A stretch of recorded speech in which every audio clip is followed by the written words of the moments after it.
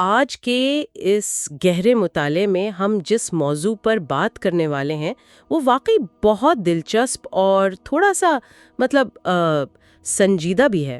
ہاں بالکل۔ ہاں، آج ہم ممتاز صوفی دانشور حضرت واصف علی واصف کی مشہور کتاب گفتگو 29 اس کے ایک انتہائی فکر انگیز حصے پر بات کر رہے ہیں، اور اس کا عنوان ہے روح کا سفر اور اللہ کا فضل۔ جی، اور یہ عنوان ہی اپنے اندر ایک پوری دنیا سمائے ہوئے ہے۔ بالکل۔ اکثر جب ہم تصوف یا روحانیت کا ذکر سنتے ہیں تو ذہن میں فوراً یہ خیال آتا ہے کہ شاید دنیا کو ترک کرنے یا اپنی تمام دنیاوی مصروفیات کو چھوڑنے کی بات ہو رہی ہے، لیکن آج کے اس مطالعے کا اصل مقصد کچھ اور ہے۔ صحیح کہہ رہی ہیں آپ۔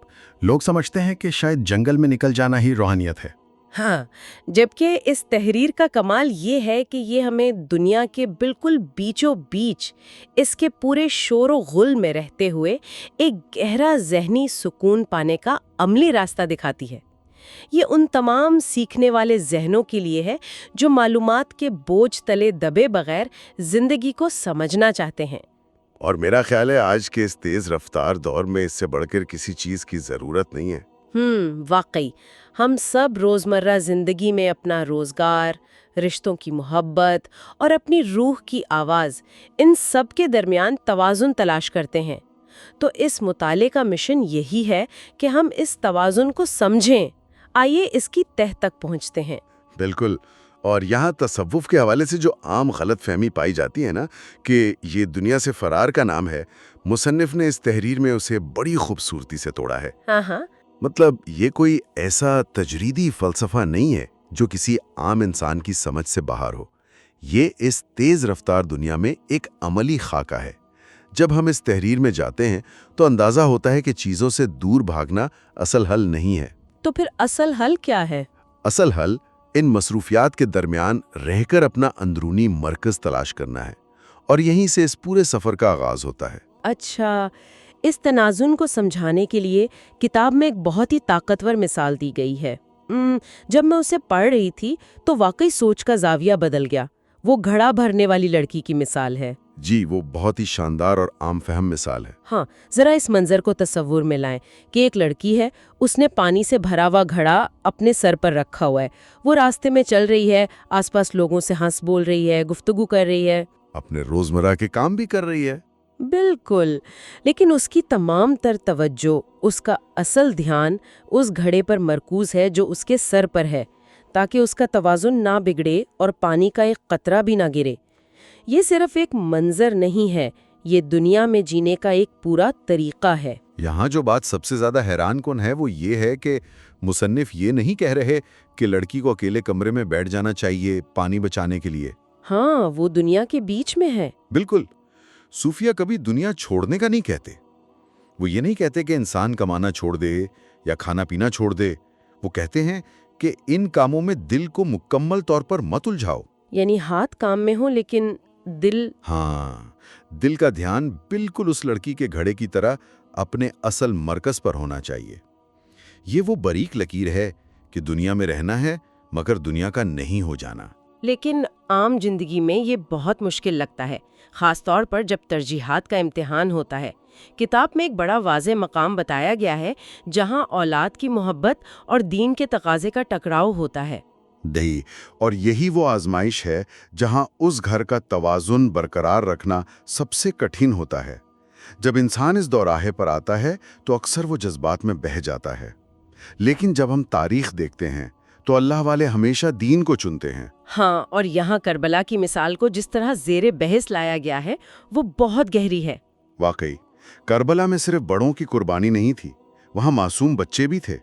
ایک عام دنیا دار شخص شاید سوچے کہ بچے کی محبت کی خاطر کسی مقصد پر سمجھوتا کر لینا چاہیے، جو کہ ایک فطری جذبہ لگتا ہے۔ بالکل فطری ہے، لیکن وہاں ایسا نہیں ہوا۔ ایک بڑے مقصد کی خاطر معصوم بچے کی محبت کو بھی آڑے نہیں آنے دیا گیا۔ تو اس سے ایک عام سیکھنے والے کو کیا پیغام ملتا ہے؟ مطلب ہمیں اپنے روزگار یا رشتوں کو تو نہیں چھوڑنا نا؟ نہیں، ہرگز نہیں۔ اس کا مطلب صرف یہ ہے کہ جب فیصلے کی گھڑی آئے تو اندر کی ترجیحات، وہ جو اندر کا خیال ہے، وہ ٹھیک ہونا چاہیے۔ یہاں بات واقعی بہت دلچسپ ہو جاتی ہے۔ جب ہم ترجیحات کی بات کرتے ہیں تو کتاب گفتگو کا رخ موت اور حیات کی حقیقت کی طرف موڑ دیتی ہے۔ جی، اور یہ وہ حقیقت ہے جس سے کوئی انکار نہیں کر سکتا۔ ہاں، ہم سب نے زندگی میں سینکڑوں جنازے دیکھے ہیں، تو لازمی بات ہے کہ ایک دن ہمارا اپنا جنازہ بھی اٹھنا ہے۔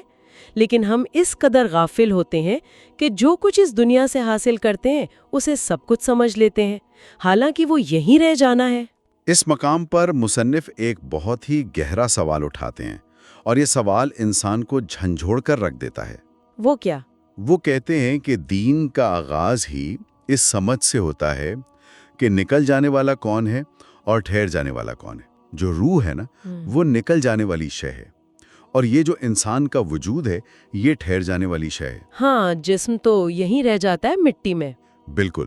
تو حیرت کی بات یہ ہے کہ ایک مسافر نے یعنی روح نے اس ٹھہر جانے والی شے، اس دنیا کے ساتھ اتنی گہری دوستی کیسے کر لی؟ یہ تو بالکل ایسا ہی ہے کہ ہم اسٹیشن کے ویٹنگ روم میں بیٹھے ہوں اور وہاں کی کرسیوں سے محبت کر بیٹھیں۔ خوبصورت مثال دی آپ نے۔ انسان کو اپنی مسافرت سے محبت ہونی چاہیے تھی، نہ کہ اس دنیا کی عارضی قیامگاہ سے۔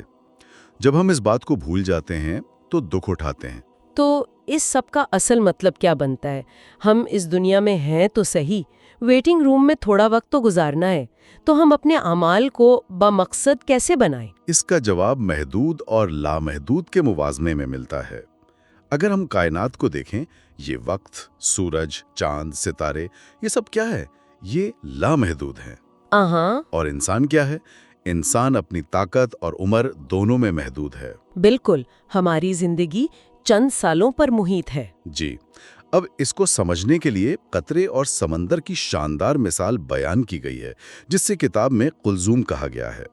جب تک قطرہ اکیلا ہے وہ محدود ہے، دھوپ پڑے گی اور وہ فنا ہو جائے گا۔ لیکن جب وہ سمندر میں ملتا ہے تو وہ قطرہ خود کو سمندر میں فنا کر کے انا البحر یعنی میں سمندر ہوں اس کیفیت میں آ جاتا ہے، اور وہ لامحدود ہو جاتا ہے۔ کیا بات ہے!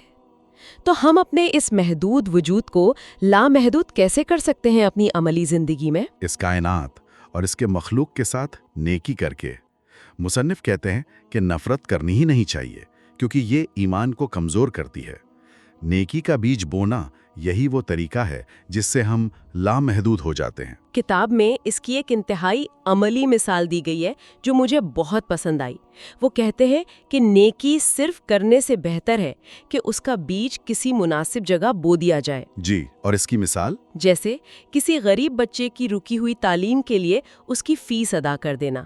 اب وہ بچہ زندگی میں پڑھ لکھ کر جو بھی ترقی کرے گا وہ ایک پھلدار درخت کی طرح بن جائے گا، اور اس کی پوری زندگی کا سفر اس ایک نیکی کرنے والے کے کھاتے میں مسلسل اضافہ کرتا رہے گا۔ اسے ہی ہم آج کے دور میں پائیدار بھلائی کہہ سکتے ہیں، اور یہی وہ بیج ہے جو مسافر کو ٹھہر جانے والی دنیا میں نہیں بلکہ اپنے سفر میں کام آتا ہے۔ لیکن اس سب کے باوجود ہم اس ٹھہر جانے والی دنیا سے چپکے رہتے ہیں۔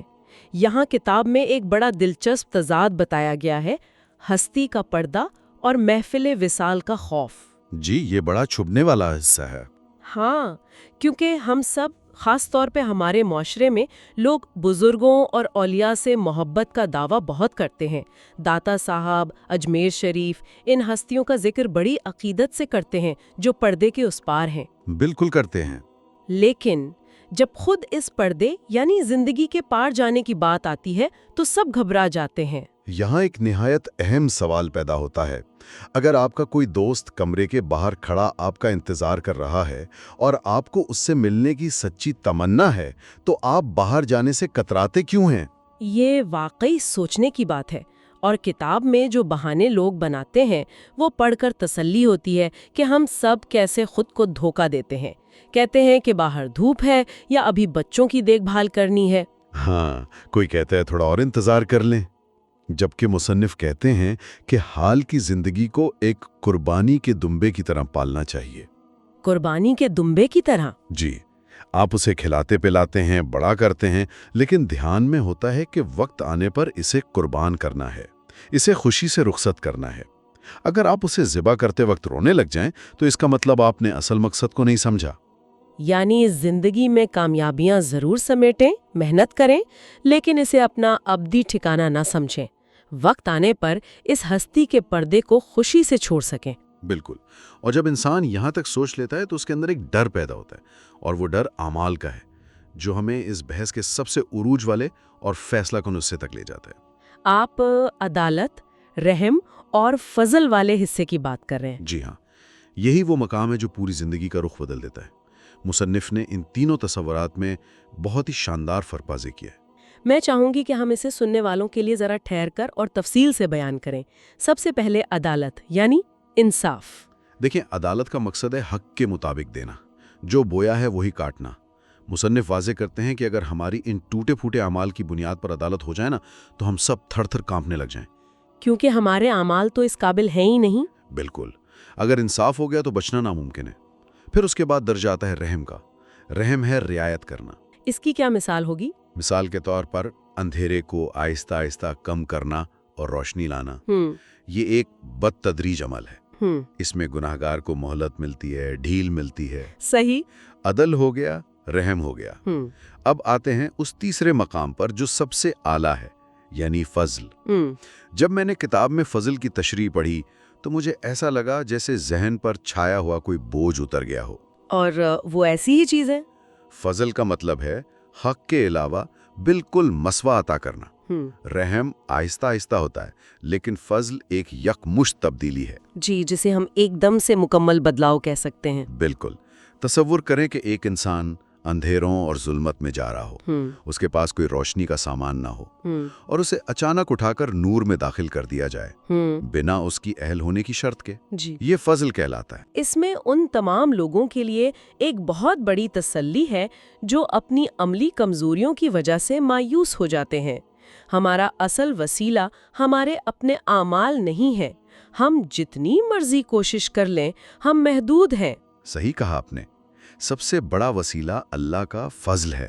انسان کو اپنے اعمال کے حساب کتاب کی نہیں، بلکہ اس کی رحمت اور فضل کی دعا کرنی چاہیے۔ اور اس سے انسان کے اندر کا تکبر بھی ٹوٹ جاتا ہے کہ میں نے اتنی نیکیاں کی ہیں تو میں جنت کا حقدار ہوں۔